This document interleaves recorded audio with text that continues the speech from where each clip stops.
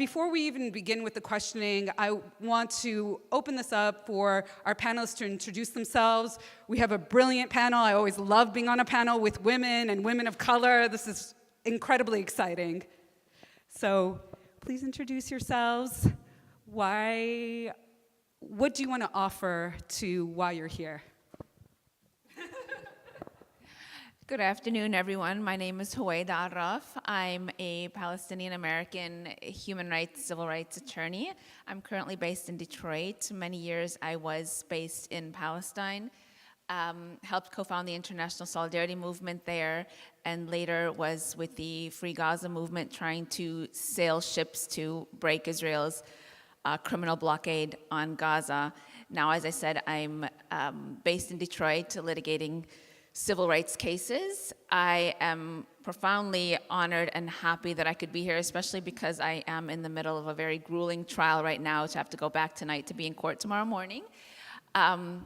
Because this space allows me to be reinvigorated. Sometimes you feel like you're a little bit isolated, especially when other concerns take up a majority of your time and you're trying to find time to do what you can for the causes that you believe in, and you forget sometimes how many wonderful people you have out there that have your back, whether or not you hear from them, on a daily basis or not. And then, so just being here, I'm kind of uplifted, and I hope that, what we're able to share here is some of our experiences, but also some of our questions and some of the things that I struggle with on a daily basis, not just as an activist and a human rights attorney, but also as a mom raising the next generation of freedom fighters. How do I convey to them what I want them to know and learn and appreciate in the kind of society that we're living in today and the struggles that we're dealing with? So I'm here just as much to share my questions as I am my experiences. Hello, and before I introduce myself, I do want to give thanks and acknowledgement to my indigenous brothers and sisters on the Kota land, Ojibwe land, all the people that came before us and are present now. And thank you for that acknowledgement of being on occupied land. My name is Nellie Jo David. I'm a member of the Tono Atam Nation. I'm also Hiachid Atam, that means sand people. Tono Atam means desert people. And Akimel Atam means river people. And we're all the same people. It's just what we're called describes basically where we're from. We're from a huge area of land that goes all the way down into what is now known as Mexico, in the Sea of Cortez, colonizer, and up north to what we know now as Phoenix. That's where the Akimel Atam relatives are. And where I'm from, I grew up right there on the border, right where the colonial border is. And so my life was very much shaped by the border being right there and discrimination and border patrol. I'm also mixed. My father is white and my mother is Tono Atam, or Hiachid Atam also, but we're not officially recognized as that. And so my entire life I saw the differences in treatment, the discrimination towards the indigenous people compared to the white people in our community. And it made me mad even as a little kid before I understood what racism was. And another thing that shaped my childhood was Tyrone Childs was killed. He was a Hiachid Atam young man killed by Aho police officers. And I would later find out when I started doing research on Native lives that 3 Atam men were killed in my hometown by rookie police officers. So that's one thing that shaped my life, living by the border. And then when I got to college, I moved to Phoenix and I went to Arizona State University. And around that time, September 11th happened. It changed the world. I had no idea it would change my world so very much, but it did. And there in Phoenix, the immediate struggle was Joe Arpaio and his posse rounding up immigrants and raiding businesses and targeting people in Guadalupe, just raiding entire indigenous spaces, whereas, right there in Scottsdale, neighboring places, whites were not targeted in the same way, and they didn't know what was even going on. And within that, in that time, because I was from the border, I tried to bring the indigenous struggle to the immigrant rights struggle. At that time, it was not ready. I kind of got ousted by the nonprofit industrial complex and told that they had nothing to do with each other.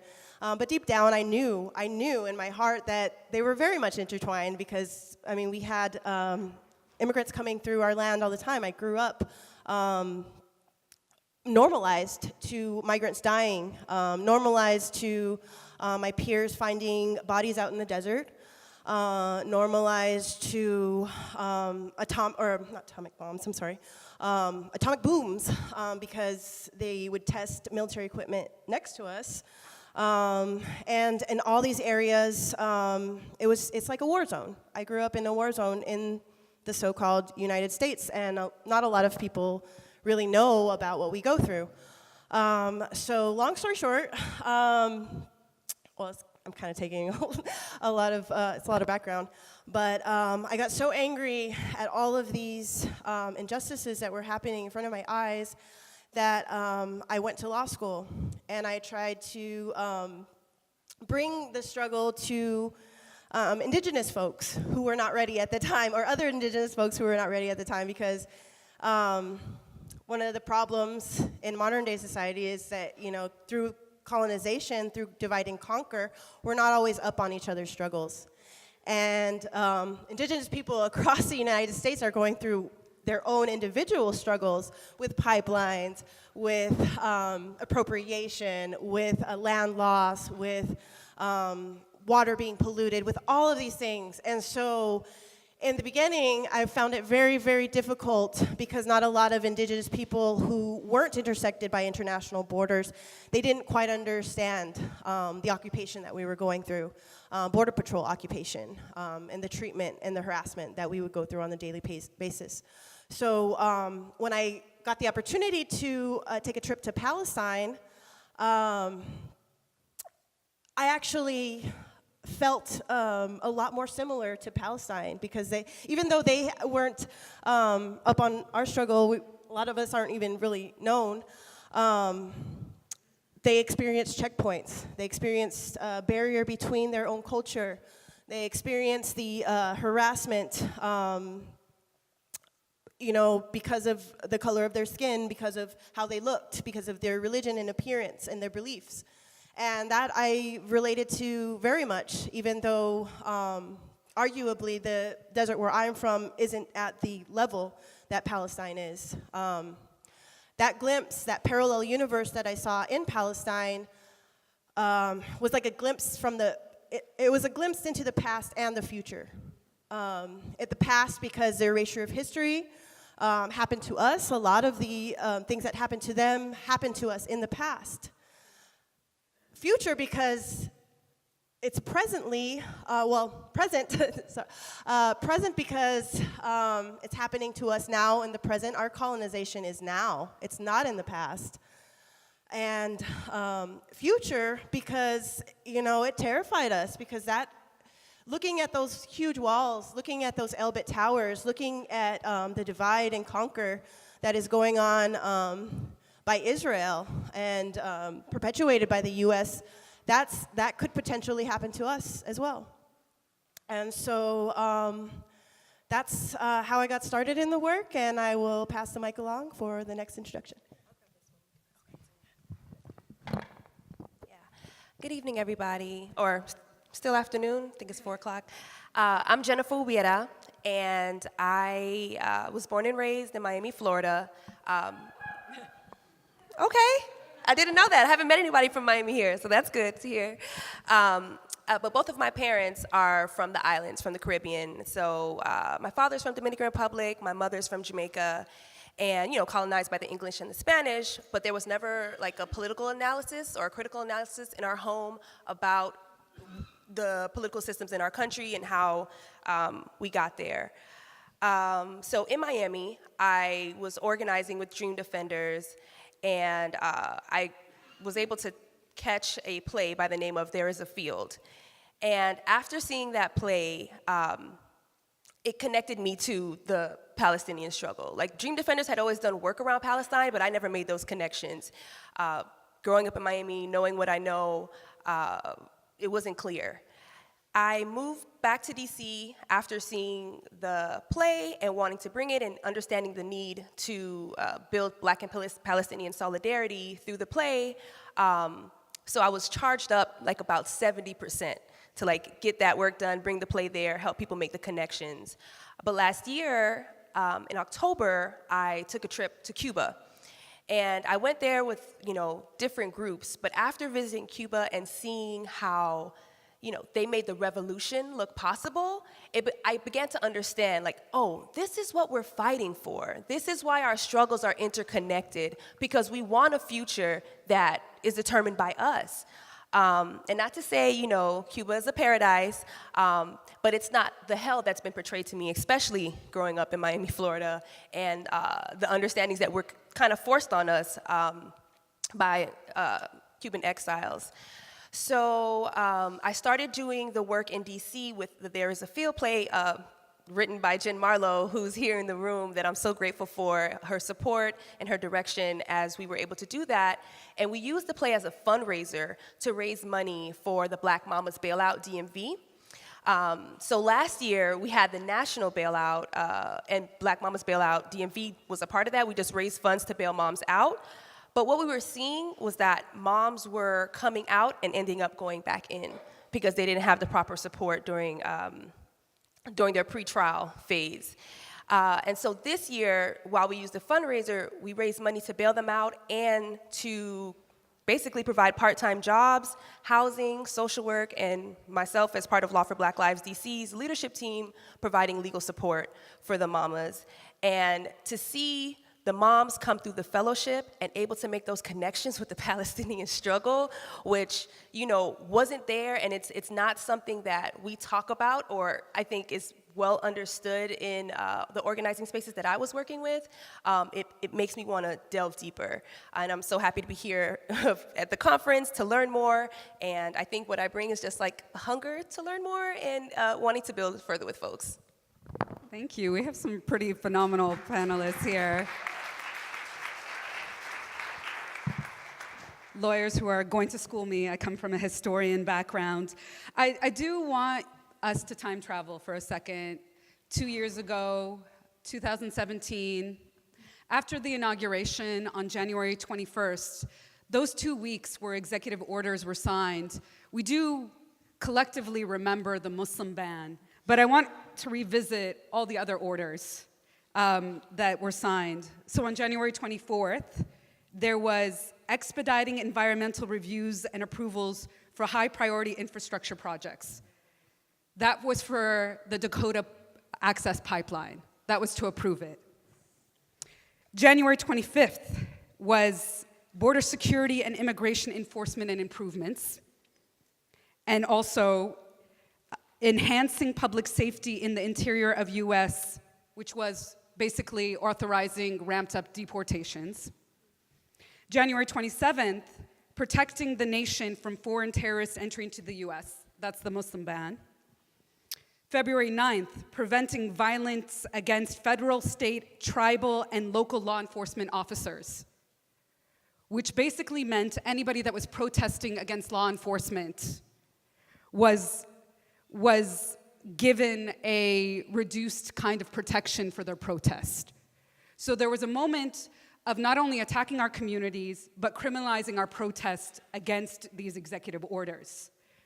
So the reason why I'm reading this out, and for us to also think about a year later, the US Embassy gets moved from Tel Aviv to Jerusalem. There's a cut in funding for UNRWA.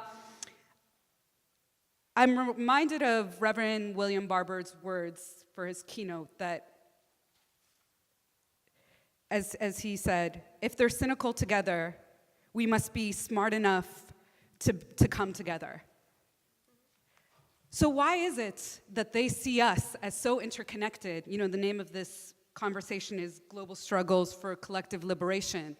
but we haven't seen ourselves as connected as they see us.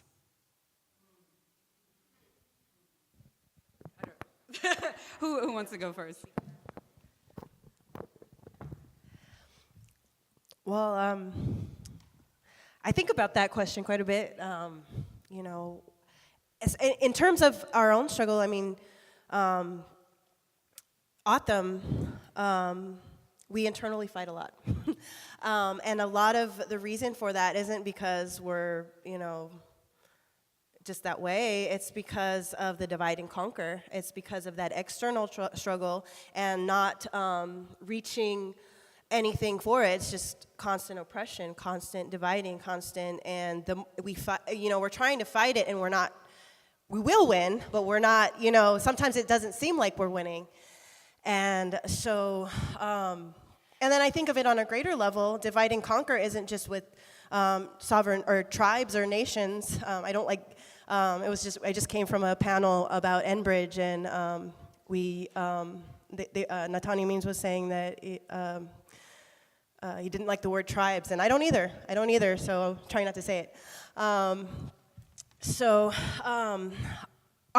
a greater level, that divide and conquer that separates us, that I think that keeps us from recognizing our global struggle.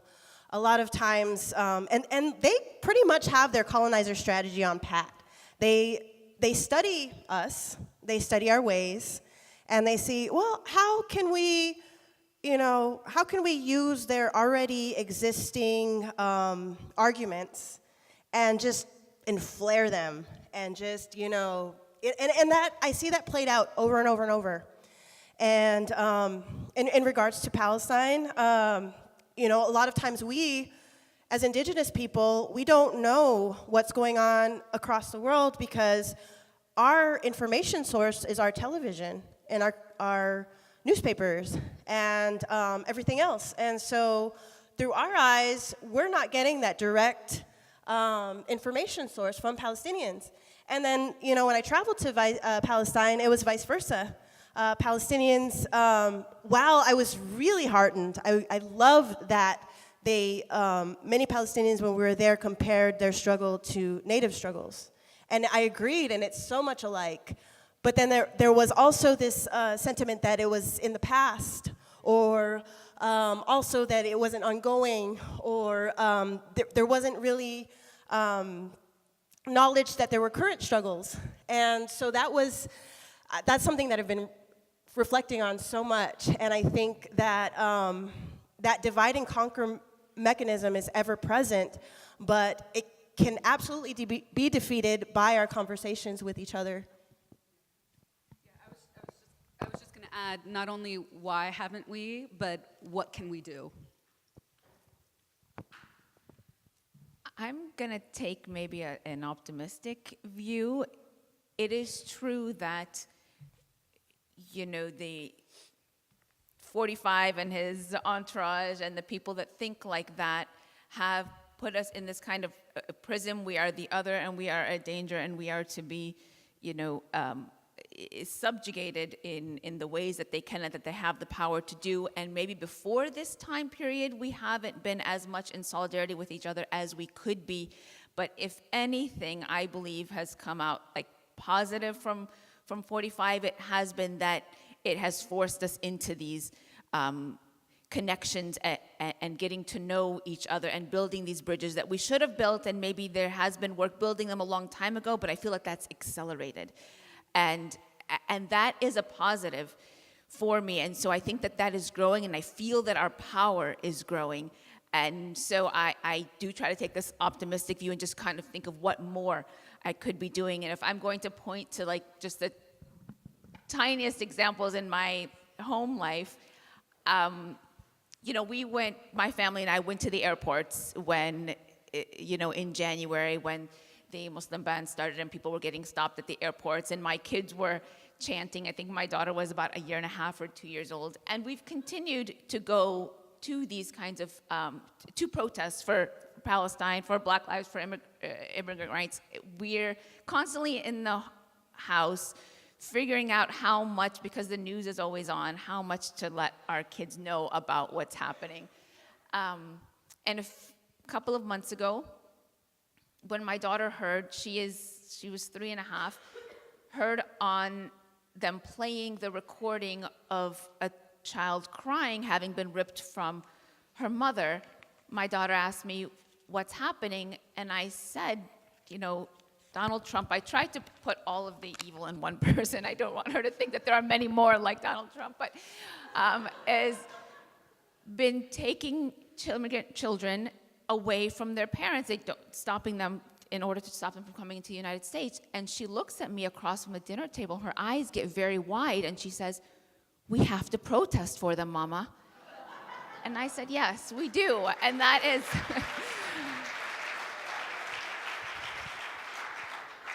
And so that kind of, even at that young age, but understanding that this kind of injustice, even if it's not happening directly to us, we have an obligation to do something about and to build those connections. So I see very true as the premise, but I see a positive that has come out of that and that we have to continue to build on. Thank you for that. I just want to add real quick, too, just to add another layer of complication, though. I went to the airport protests in LAX with a friend of mine who's one of the co-founders of Black Lives Matter, and one of the first comments she made was, this is beautiful, but I wish we could get this many people to our protests.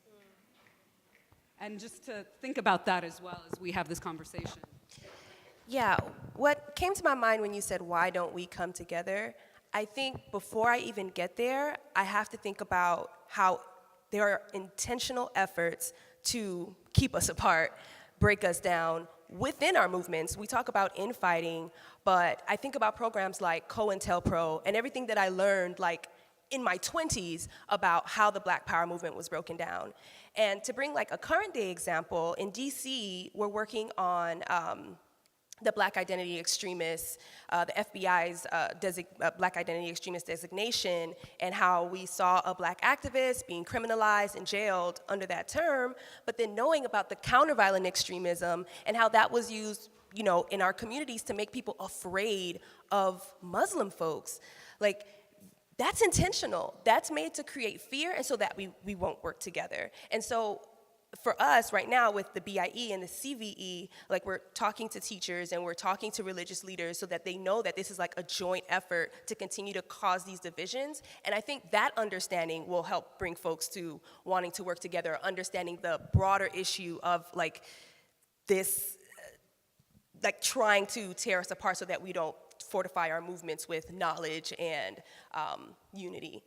And then I think about like within our communities, like radical folks who are, pushing back against, not colonialism, capitalism, and how that's a really big issue, and folks can't tear themselves away from that. Like they're okay with like, talking about police murders and not wanting, wanting police accountability, but then not addressing capitalism, how that's exploited our communities, and then making it seem like those kinds of folks are on the margins, and those are the folks that we should stray away from. I think I want to think more in those types of ways and how we can draw the connections there, as opposed to thinking like, we're not coming together. I think that if we're not reaching those types of thoughts or that type of thinking, that us not being together is it's just a result as opposed to something that we're doing at the forefront.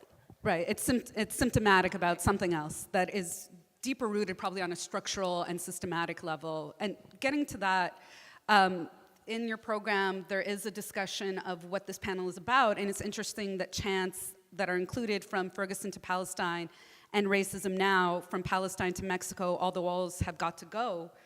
These are beautiful, but they also tell us the things we are against, right? So I sent this long list of questions that are also a little involved, but we're gonna start with the first one. This is a strategy that the Third World, Noura Erakat talked about the Third World and the way that they came together in the 60s and the 70s in this decolonial moment, this anti-colonial moment.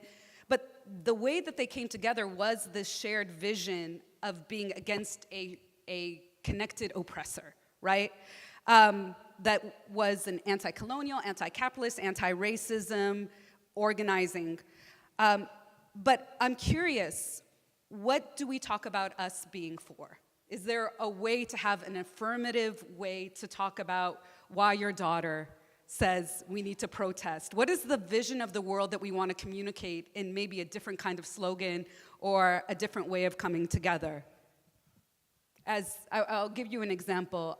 One of my mentors, Robin D.G. Kelly, some of you in the room might know. Yes, amazing. In 2002, he put out this book called Freedom Dreams, A Black Radical Imagination. And for him, he was really interested in different time periods and communities that created an affirmative vision of what kind of world that they wanted to live in. So my question to you is, what can be that vision of a liberative future that we can rally around? Oh, sure. Well, for me, when I think about a liberative future, I think about humanity, like us being able to recognize the humanity in one another and having equality. And then I also think about like the future that we're fighting for would include reparations. It would include being made whole from the backs of our generations, that the future that the past that we're fighting from got made. Yeah. So I think like a slogan would be like humanity for everyone. I don't know, to keep people thinking that like we're looking for wholeness. We're not trying just to fight against something, and I'm totally in support of that. Yeah, there's a journal that came out in 2005 called Race Trader, and their slogan was treason to whiteness is loyalty to humanity. Yep. I have shirts with a positive slogan. Revitalize, not militarize, Atam Jawed. That means Atam land. I don't know, because like, so I was thinking about the negative words, and I was kind of going against, I'm starting a 501c3, and my cohorts that are also wanting to be on board with this 501c3, they liked the idea of the Atam Anti-Border Collective. And anti, that sounds negative, right? Where it's like against walls, against borders. But the reason that it's anti is to make us whole again, because we were separated by those borders. And so I was really deeply thinking about that. I mean, it is a negative word, but the goal of that negative word is it's a positive goal. It's to restore, to reunite us. It's to bring us back together. And so maybe those words of coming together again would be, the positive way to unite. When I think of Atam and how we are divided, I was very deeply, before I went to Palestine, I was very, very deeply traumatized by everything that I'd seen in my life and experiences, and even writing my dissertation. I couldn't write it because every time I tried to put these experiences on paper, I freak out, I couldn't do it. And I thought, when I got invited to go to Palestine, I was just like, why would I want to go there? There's more trauma, why would I want to see more trauma? But going there, and yes, it was terrible, all the things that we saw, but it was very healing at the same time, because from Gaza to Bethlehem to Jerusalem to Jericho, everywhere we went, they had each other's backs.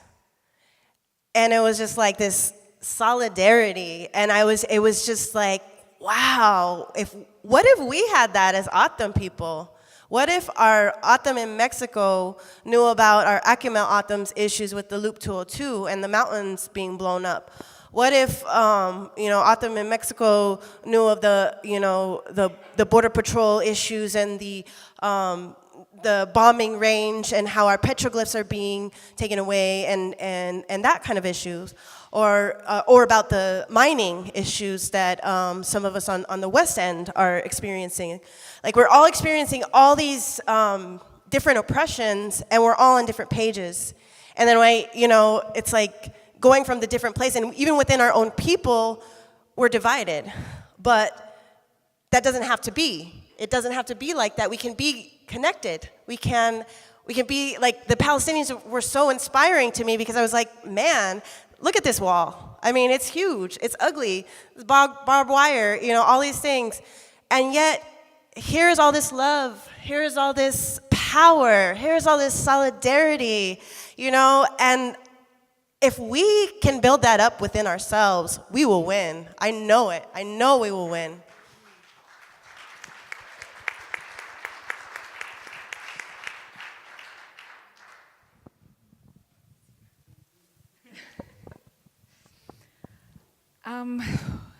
It's a tough one for me to answer, honestly, because I do have these dreams that seem kind of nostalgic about, you know, making connections across worlds, dreams where one person's desire, dream, ambition to live a simple and dignified life, to have his or humanity respected, didn't have to threaten somebody else's security, and that we have fight wars over that and degrade other people over that. It seems so simple, and yet it's so difficult sometimes to talk about. And I think about it a lot when I'm trying to convey certain things to my kids, because I want them to grow up not knowing really color lines. I mean, they know, but they know, you know, that we're brown and their father's white, and they know that their father, Israel, does not let, you know, my kids were born in Palestine. I had to deliver them in Palestine in order to give them my citizenship so that they would be able to travel there in the future, because that's where my family is. But my husband is banned from going there. And therefore he couldn't be there at their birth. And I take them back every year so they can keep the connection with the land, but their father cannot come with us. And my daughter once was talking about it, and she told him that he can't go to Palestine because he's white.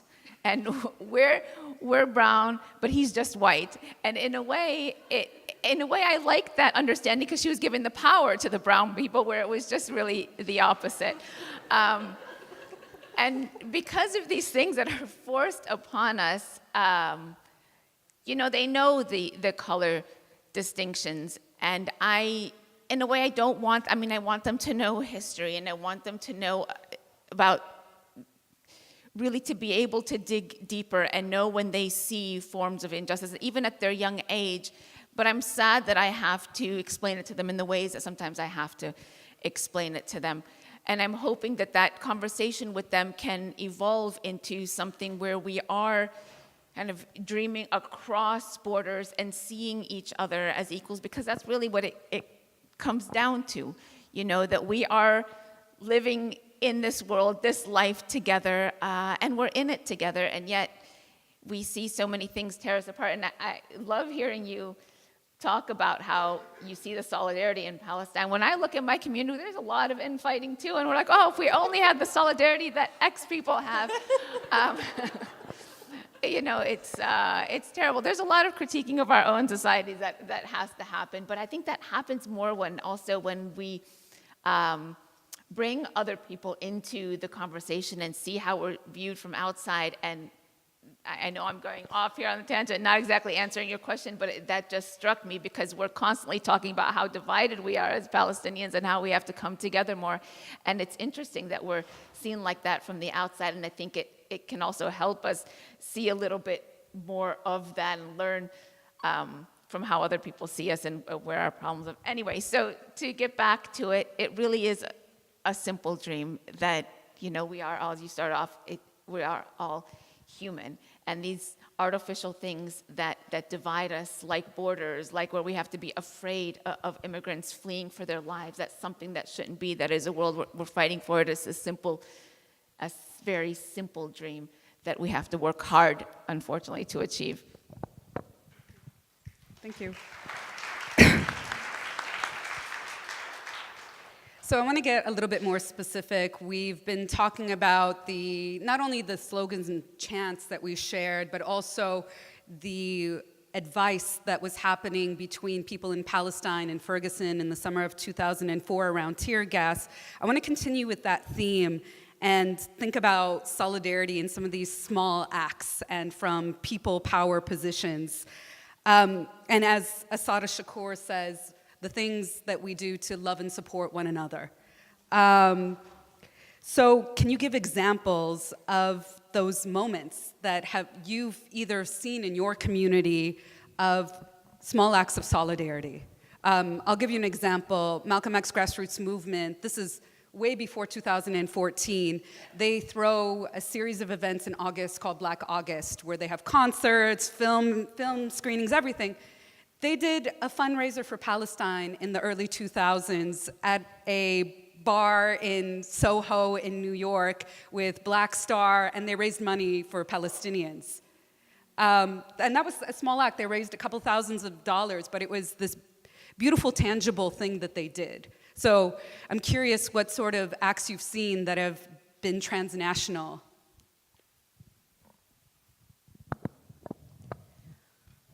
I'm going to start off by admitting some naivete on my part when I started this work in Palestine specifically. I went over to Palestine in 2000, and shortly after the outbreak of the Intifada, we started the International Solidarity Movement. And the point was to kind of globalize the Intifada. And in a way, it was a selfish act, calling on people from all over the world to come stand with us in Palestine. And I had someone ask me about, well, what about Palestinians standing in solidarity with other struggles around the world? And I said, and I reflect now on how kind of naive I was, but that, you know, when Palestine is free, Palestinians will be going to other areas of the world and standing with other oppressed people. And now I look back and it's wrong. It was wrong to me because no, it's not when we're free, because the way that our freedoms are wrapped and entwined with each other. And yes, I kind of meant it more along the lines of the freedom, the restrictions that we have to move. I mean, Palestinians can't travel freely, and but in the ways that we have to connect and to transcend these restrictions that are placed on us, it goes broader than that. And it is very important, the same way that as Palestine, as a Palestinian activist, want and desire and hunger for people to stand with me in my struggle, I have to be at the forefront of other struggles. And in my work in Palestine, I have seen people come from, generally it is people coming from like the United States and Europe, where it's easier to travel, where the resources are more there to travel. But I've also seen people that it has been very hard for them to gather the resources and to travel the long miles and to take the time and energy, but they have come, and that has been the most uplifting aspect of that work. I mean, I have been immensely privileged to get to meet so many people from all around the world, but knowing some hardships that people have gone through in order to get to Palestine because of the importance of what Palestine means to their own struggle and to the world that we're struggling for today has been tremendous. And I think it's been a learning experience for people in Palestine also, because there is this tremendous isolation, this difficulty in traveling, which is being broken a little bit by social media these days and the connections that are being made there. But back when I personally started, social media wasn't there, and you're talking about people that have taken of their time and energy and resources to come and then go into a small Palestinian village that has been isolated, partially with, cultural norms. It's a rural village, but also because of the travel restrictions. And to have someone come from Japan, or to have someone come from Latin America or South Africa, and to live in this community, the discussions that were had, they're also a huge learning experience for Palestinians. And that, I think, has been tremendous for me to experience. And I think that it has helped Palestinians learn more firsthand also about other struggles. We do think and believe ours is like the worst situation in the world today, and it's bad, but there are other struggles that are just as bad, and recognizing that and having the discussions about how we can learn more about each other and support each other, it has been and is very important. And in the United States, I'll kind of end with this, that realization is growing. So where we had, for example, Standing Rock, the Palestinian youth movement saw it very important, and it was to send a delegation of Palestinian youth to be there at Standing Rock. And that, yes, one of the recipients for PYM, and the work that they're doing too in just with immigrant families, where it's been important in Palestine, and it's important for Palestinians that aren't under the restrictions that Palestinians are living under in Palestine, outside, to not only understand the importance of solidarity, but expressing it. So it's not only important that I feel with you, but I'm also there with you. Yes, we wish that more people were at our demonstrations, but we also have to be the first people at other demonstrations. I want somebody from PYM who has the PYM shirt to stand up so that you can, does anybody have the PYM shirt? Anybody? Woo, yeah, this one. Just take a look at that, because they truly are about all those places. The organizing that they've done in Oakland, in Mindanao, they've sent a delegation. They've sent a delegation to connect with their brothers and sisters in the Philippines. They've also worked Chiapas, worked with Syrian refugees in Greece, Syrian Palestinian refugees. They're really about it. So well-deserved award last night too. Thank you.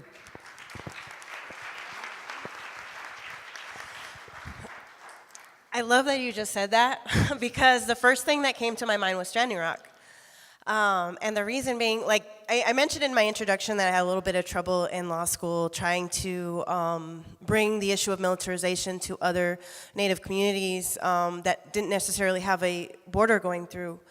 But Standing Rock really, really changed that. It was just like night and day. After Standing Rock, people had a visual of what militarization was, because they had cameras and they saw the rubber bullets, and they saw people being surveillanced, and the drones and all of that.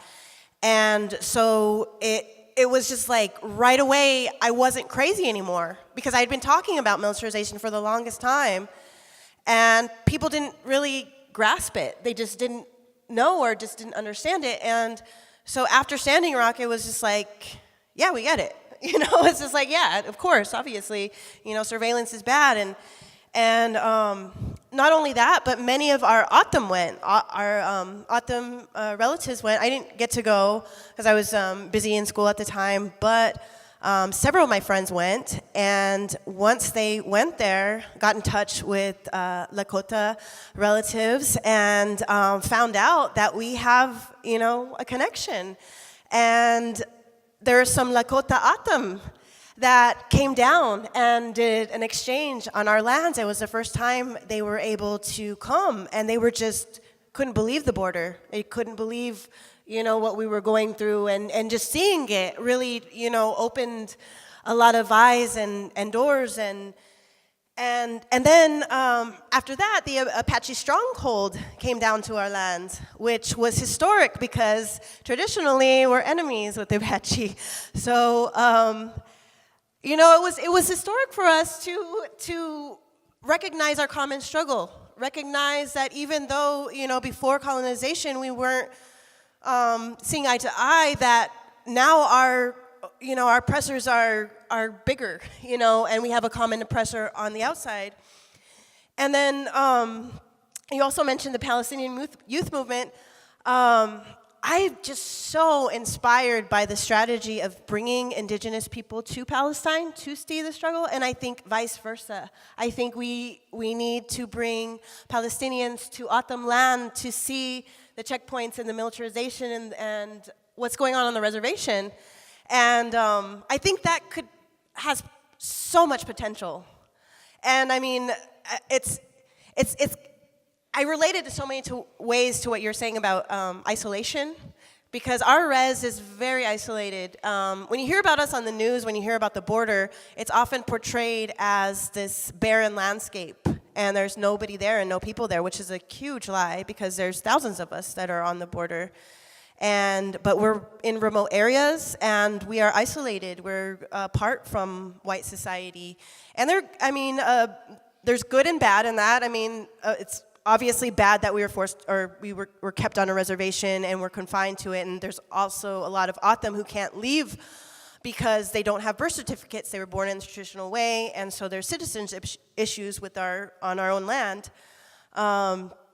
So there's that, and then there's all the anthropologists who came and studied us, and then their work was used for our own exploitation. And so there's a lot of Atham like to be remote. They don't like to welcome whites on our land because of the trauma and the history of that. And so, that's a barrier. But how do we get through those barriers? How do we learn about each other? How do we do that? And I think that by bringing others with common struggles, it's like taking down a wall. It's like, it's learning about each other and learning that we have a lot more solidarity than we thought we did. We have a lot more commonalities than we might have previously thought, And the more I hear about Palestine, the more I'm just like, wow, we have those issues too. I hear about, issues with the Palestinian Authority, and I'm just like, wow, that's a lot like our tribal government. Because, we're controlled as a semi-sovereign entity. I studied federal Indian law. We have this semi-sovereign status, which, it's good that we have rights within this colonial system, but it's not good that we're within this colonial system. And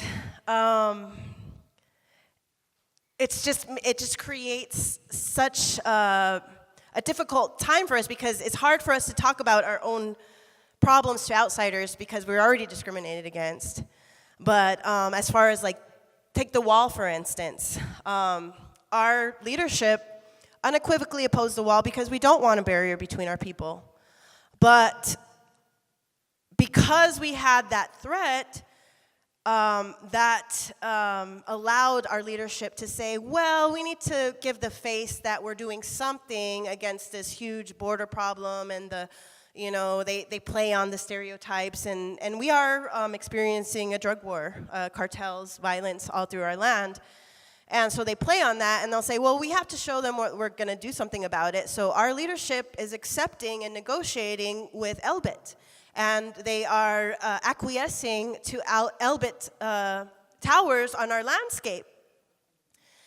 And so, it blows my mind that our leadership is doing that. It breaks my heart, and I don't know how to combat that, because within our, own,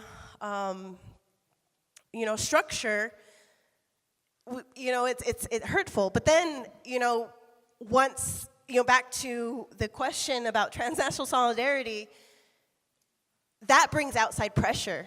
That brings, like Standing Rock, it brings when the Apache stronghold came down, Wenceslor Nosey talked to our tribal leadership, and he told them, you guys have to look out for the land. You guys have to, represent your people. And that pressure is just, I can't put into words how necessary it is. So all these, Standing Rock, I heard somebody say that it was a failure, which I got angry. I was like, no. Yes, it was frustrating how it ended, because it didn't have the outcome that many of us wanted, but it was just the beginning. It was really just the beginning.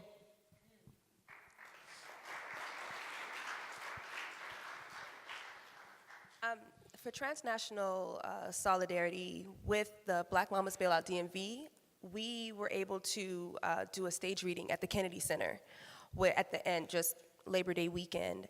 And that opportunity, we used it to also raise money for the bailout fund, but also to raise money for a Palestinian children's medical fund. And so we were like, yes, we are educating folks about the struggle in Palestine, but also supporting with some of the funds that we raised. And so I think things like that reinforce to the audience our commitment to this beyond our stage readings. But locally, if I could speak on that, solidarity building, thinking about the Dakota Access Pipeline, and when the campaign came out to stop investing in Wells Fargo and to make sure that we weren't having accounts with them and to take them off of college campuses, I didn't know that there was already work being done with Wells Fargo because they were funding private prisons. And so seeing that solidarity between the two movements, it did what I was speaking about earlier, which is like broadening our understanding of like the tearing down of our communities and being intentional about it by having these large organizations come in and make sure that the things that are meant to weaken us were actually being complicit in our own oppression. And then recently, Dream Defenders had a campaign around GEO, which is one of the largest private prison providers, specifically because of what was happening with immigrant families and them tearing families apart by, incarcerating parents separate from children, but already knowing what GEO does, especially in Florida, with locking up families and profiting from the incarceration of folks. So doing that kind of solidarity building, and I think, like someone mentioned G4S before, making those connections helps further that kind of solidarity. Yeah, thank you for that.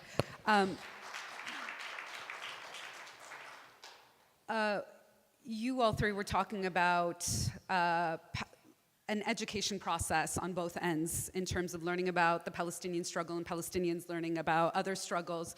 I do want to shout out somebody who's not in the room, Christian Davis Bailey. Folks know him and his organizing work.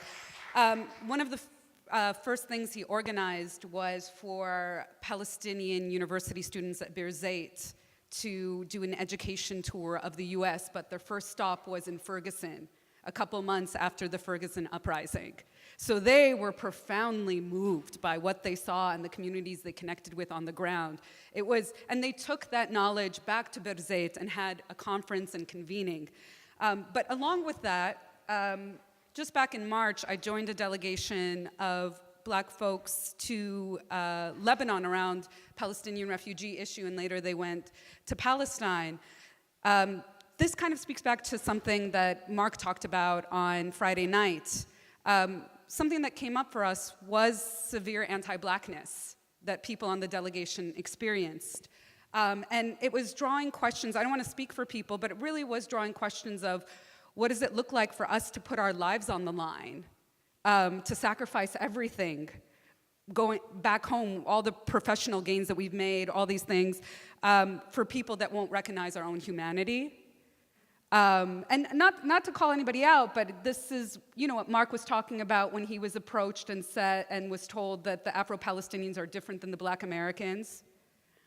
And this reminds me that solidarity is messy, solidarity is unsettling, and while we don't want to see it as this reciprocity calculus, because it can be transactional, what is included in that is a sense of accountability and responsibility to each other.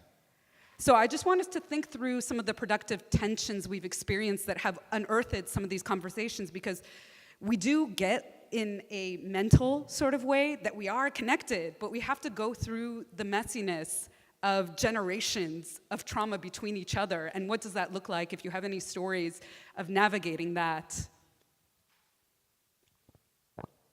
I'll bring something up too. I'm going to be really, really, really honest. My parents are from Syria. I put my life on the line for Palestine, have for a decade plus, and it's sometimes very difficult to bring up the Syria issue in Palestine circles because there's almost an automatic dismissal of a fight for freedom, a genuine fight for freedom of people.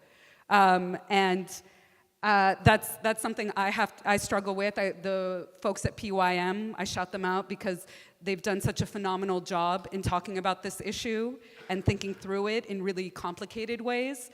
So that's an example of something that I continue to struggle through. Yeah, I have an example specifically with Black and Palestinian solidarity building. I was in a space, there was a lot of folks, but being the only Black person there and wanting to bring up the issue of, or wanting to talk about Black and Palestinian solidarity and the need for it, and then wanting to add more, or hearing someone speak to it and it not being recognized, and then me feeling like, oh yeah, I am the only black person in this room, and so maybe that's not important, or maybe that's not something that people want to focus on, or maybe people are kind of moving away from that because not wanting to conflate the issues or whatever it may be.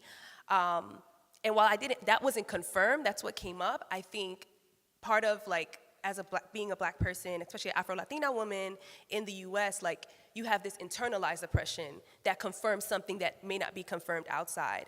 And so thinking about anti-blackness is rampant. Even in Cuba, going there and being told oh no, folks are Cuban first, and then they're black, or they're indigenous, or whatever it is, but then hearing from Afro-Cubans no, we experience racism, that's not gone here, that's something that we experience at maybe a lesser rate than you all do in the US. And sometimes for folks trying to build solidarity, they just want to cover up who we are and making it sound like something separate, like identity politics, where oh, that's personal. It's no, the personal is political. That has to be addressed and talked about.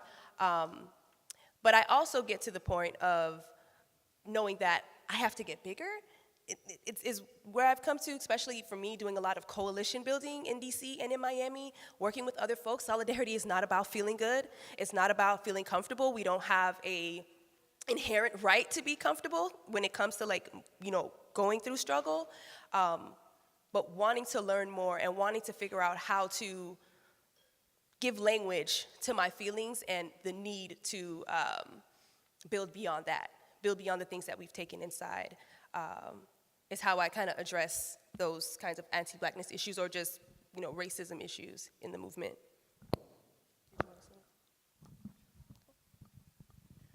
Yeah, or even also thinking about how they've opened up spaces. I love how you said you've expanded yourself in trying to figure out how to navigate. I'm kind of going with the inner battle, which do I talk about? Because there's, you opened up, internalized oppression, that really made me think about our elders and family separations, and how many of our elders were forced to go to boarding schools. And not only that, some of the missionaries came to our lands, and they'd beat the language out of us. They'd beat us for not, or our elders they went through some really, really traumatic things at the hands of these people. And, we as younger generations didn't quite experience that same thing.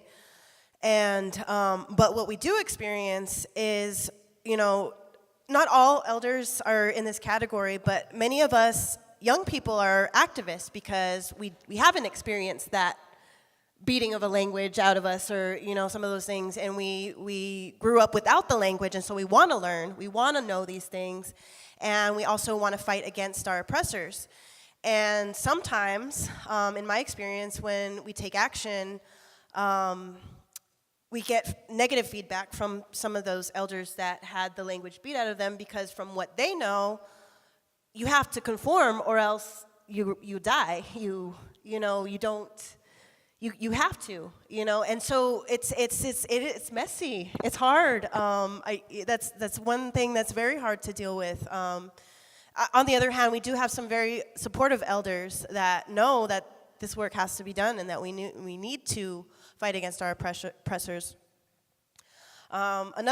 The other part of the answer that I want to talk about our struggles being messy, I want to talk about Jericho. I was telling the panel before we started about this experience we had when we went to Palestine.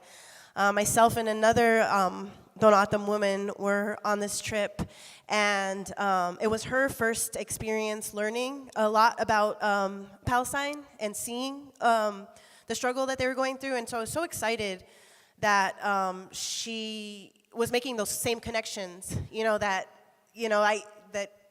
we had been reading, or I had been making for a while in doing research. And when we got to Jericho, she was just down, yes, Palestine, and just, it didn't even feel like we were across the world, it felt like so similar, just the desert landscape and just the walls and everything and the unequal treatment. But when we got to Jericho, one of the speakers, and I don't personally fault him for this, I think he was trying to appeal to the whole group. But in trying to appeal to us, he was calling the United States a melting pot. You know, he's calling it this wonderful land where we can all come together and, you know, be together as different cultures and everything.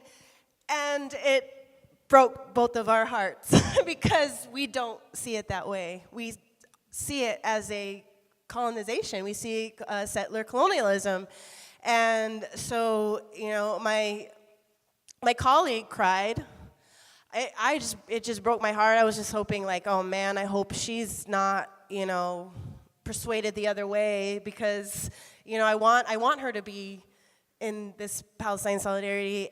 But then I also started thinking of it internally, because not only was there this information, I guess, blockade between us in Palestine, but before we had gone, certain,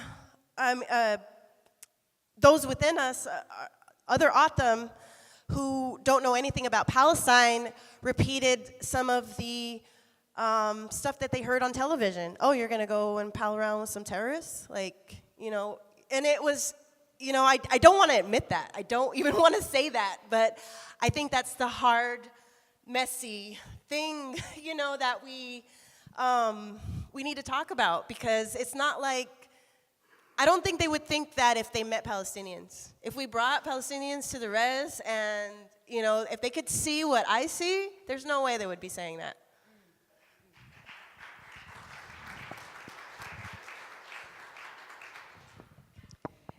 The Jericho story is interesting, and not to excuse it, but it's something that I see actually in a lot of Palestinians that baffles me. It's this willingness to forgive in the hopes of a better future. And I recall, you know, this experience I had with an elderly farmer in this village where the wall was going to be taking most of his land, and he had been a farmer his whole life. He had beautiful land, but the wall was going to be coming through and isolating all of his land. And he was receiving a lot of delegations to explain what was happening. And he just put it so simply in that the wall is not a solution to the future of people that have to live together. And he was just looking at it as almost an appeal to Israelis to understand that our future is tied together. It wasn't about being angry. It wasn't about reparations. It wasn't about things that he should be insisting on. It was just about recognize my humanity because our future is tied together. So I see this a lot in Palestinians. Sometimes not the anger that you would think, not that it's not there, it is, but I see much more of this kind of appeal to others to recognize their humanity because we have a shared future, and let's build this shared future together, and probably making references to things like melting pots where you're not asserting your own history in the way and your individualism as you should be, but just kind of envisioning some way to convince the other that my freedom doesn't have to scare you. And it is sometimes a love and a willing to accept that I don't understand for people that have never experienced a day of freedom in their whole lives, that most haven't been able to travel, don't know what it's like to not live under checkpoints and restrictions where you don't know, you can't control your own future. And yet when someone from the other side comes that is an oppressor, but coming to understand, you're receiving them, you're not angry, it's a patience that I don't understand. And I'm frequently baffled by it, and I think that might explain that comment a little bit, not to excuse it, but I do see that a lot. The one point that I kind of want to make on your question is something that I've had difficulty with with the international solidarity movement, as I mentioned, we were calling for people from all over the world to come to Palestine, and we would train them and we would send them to Palestinian towns and villages, and sometimes they would be these isolated rural villages that it would be very different for them, welcoming people from other cultures that they haven't been exposed to before. And so even for the Palestinians, it was quick kind of learning and accepting, but some things we couldn't deal with, and I felt bad about it, and I don't think that I'm not directly involved with the ISM anymore, living in the United States, but I don't think it's been touched on, and it is this thing, we've had people join us that were, for example, identified as queer, as transgender, and with the ISM, we used to, when we would have a house, there would be, to respect the culture, it's women in one room, men in another room, and we would explain certain things that would help people basically, not offend the culture. And some people would open up to us, the organizers, that, they're transgender or they're this, and what if it comes up? And we couldn't deal with it because we didn't feel we had the space to deal with it. Palestinian society is very conservative, and there isn't this widespread acceptance. So we were, in a sense, asking people that were coming in solidarity with us to repress that part. No, let's not talk about it here. Let's not expose it. And it wasn't a comfortable feeling, but it was kind of not knowing how to deal with it going into conservative and a society that is not widespread acceptance of this yet. And it's something I think that we have to work on. It's just one of the difficulties I felt like sharing here that isn't comfortable or solved for me. Thank you. To that, we're closely running out of time. I do want to offer one last shorter response question, but I do want to remind folks and lift up queer and transgender folks within our movement and say that Muhammad Mak, if you're not familiar with this scholar, has written about how different our region was before colonialism in terms of queerness, in terms of transgender, centering that experience and accepting gender fluidity. And also knowing that that's something they use to weaponize against us. The Muslim ban within its text says that it will protect folks who are persecuted for sexual orientation. Those are folks who can come, who are not banned.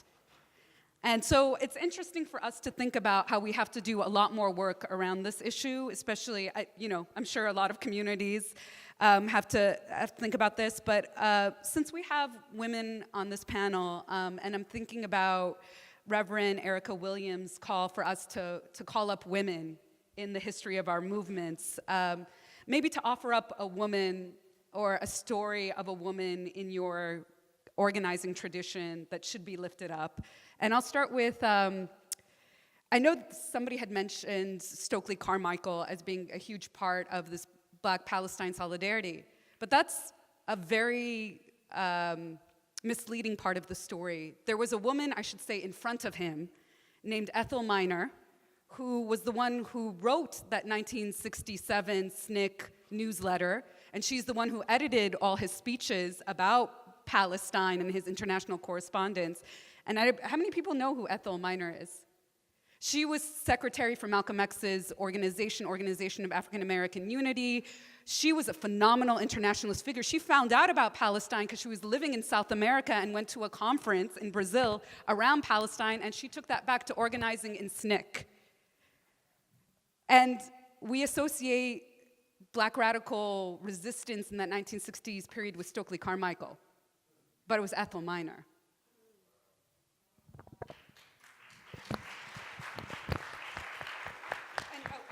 And I will encourage you to look at how different their Wikipedia pages are as lengthwise. Yeah, I'll go. What comes to my mind thinking about the Black radical tradition and in my organizing movement, someone who's really impacted me is Adrienne Maree Brown. For those who know her, she's phenomenal. She has a book titled Emergent Strategy, where I've learned so much about what I'm doing and how to radically shift the way phallic understanding of movements, but more circular and holistic. specifically learning from her on how, we have to make choices in our movements, whether we want these broad mass mobilizations or we want to do deep relationship building, which actually lays the foundation for a liberation movement and not just a revolution, which would just be change. And it's changed the way how I've looked at what I'm doing with Law for Black Lives DC. It's changed the way how I've looked at what I'm doing with the Black Mamas Bailout and everything else beyond that. Because sometimes, especially as attorneys, you want to get in the front, you want to speak for people, you want to help break things down and explain them instead of spending spending time doing the actual things that matter, which are building those deep relationships, getting to know people, and how that helps support our solidarity movements, but also it keeps us in check. Because sometimes we're complicit in each other's oppression. Like we talked about anti-blackness, but I think about, homophobia and transphobia and how, specifically in the Black liberation movement, you have folks who say things like, we're focusing on Black issues. We can't really get into the whole, the queer community and the trans community. It's like, are you kidding me? Like, we are all, for us, like, we're all Black. Like, that is an inherent part of what we're doing, we're seeking liberation for. And she brings about that understanding in such a beautiful way where it doesn't feel like you're carrying something heavy, like, oh, let me carry on everybody's oppression. You understand it as just a whole concept of liberation. So, lifting up Adrienne Maree Brown.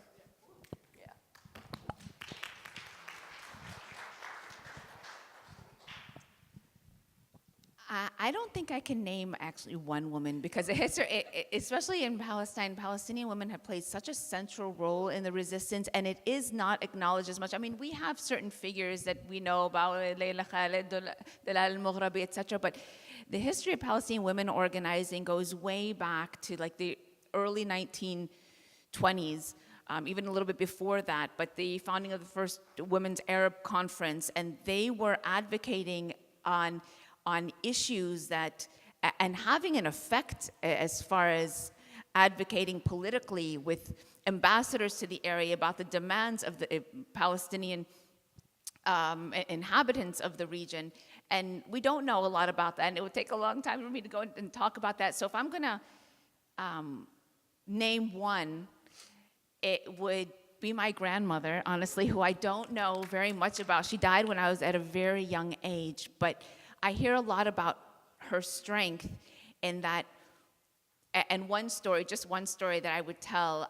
So we're from a rural farming community, and when the Israelis were threatening to, after the founding of the state of Israel, my village came under what Israel declared as part of Israel, and they were going to confiscate a large part of our land and my grandfather's farmland.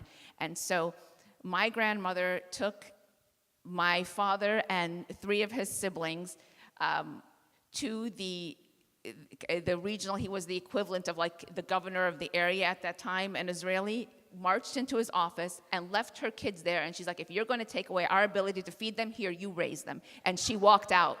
She walked out.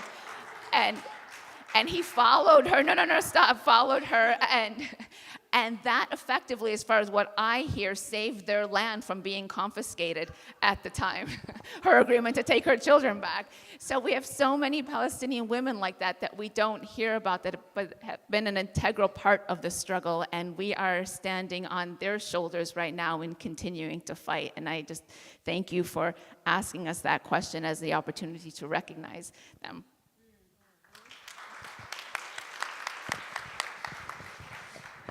Yeah, that was a hard question for me to answer too. I'm like, oh, I feel bad not naming, all these amazing women. I want to name my mother, but I really think that I should acknowledge Angelita Reyno Ramon. She is the mother of Bennett Patricio. She's not very known in a lot of circles, but in 2002, her son, Bennett Patricio, who was 17, 18 at the time, was run over by a border patrol. And in the very beginning, all she really wanted was answers. She just wanted to know what happened to her son. That's all she wanted. And in the very beginning, the tribe was supporting her, and they were with her quest to answers, because all of us are pretty much angry about our treatment with the Border Patrol. And so she got counsel on board, and she, even our officials were on board. And so an investigation was about to start, but then it got halted for reasons unbeknownst to her. Later, she found out by talking to somebody on council that after our council wrote a resolution in support of an investigation, that they don't want to support her, and the reason being that they were threatened, they were bribed. They were told that federal funding would be withdrawn if she sought justice. And she ended up getting harassed. Our tribal officials, our leadership, because of that threat, did not let an investigation take place. They prevented accident injury specialists from coming. They prevented media from coming, and so she was very much silenced. But that did not stop her. And she even had her tires slashed on the res. She was ran off the reservation. And so even that did not stop her. So she went up into Montana to Salish Community College, and you can check this out on YouTube. If you look for Angelita Ramon Bennett Patricio, you can look it up. And she tells the story. And it's one of very few interviews that I've seen of her, but it had such an impact on me. It really drove me through law school. It's like, I want justice. I want justice for Bennett. I want justice for all the other O'odham that were run over, that, their mothers, they've been silenced in so many ways. And I just think she's amazing for, after the way she was silent, she didn't give up in her justice quest, and I think that's, needs to really be held up. Thank you all. I just want to add, for my own struggle, I resonated with what you were saying, Jen, about how there's sometimes this very, I don't know why this argument even comes up, that like, let's just do Black national liberation, and then we'll deal with everything else. That was something that came up in a conversation with me and Razan Ghazawi, who was in Syria. She's a Palestinian Syrian, and was mentioning the fact that we were having this conversation because I was asking her how it was being a woman in the movement, and she said, "Oh, and she's queer. She was like, it's difficult, but we'll deal with that after freedom." And I said, "You know who said that? Black women during the civil rights movement said that, and they wrote a brilliant anthology called A Black Woman, put together by Toni Cade Bambara." And I sent it to her somehow. I can't even remember how I sent it to her from here in Syria. And now she's writing her dissertation from the UK as a queer feminist analysis of the freedom movement. So this is, at the very heart of the work that we're doing is not only centralizing voices that have been long marginalized and struggles that have been long marginalized, but thinking about all those intersection points that we do genuinely have, that we just have to be reminded of. And I really appreciate the ways you all were making the connections and thinking through these messy moments of solidarity building, but inviting us to think about the affirmative futures around liberative, not just imaginations, but lived experiences. So thank you for that, and thank you for reminding us that not only we will win, but we have been winning in other ways, and we don't tend to acknowledge that, and we will win even more as we come together and rise. So, thank you.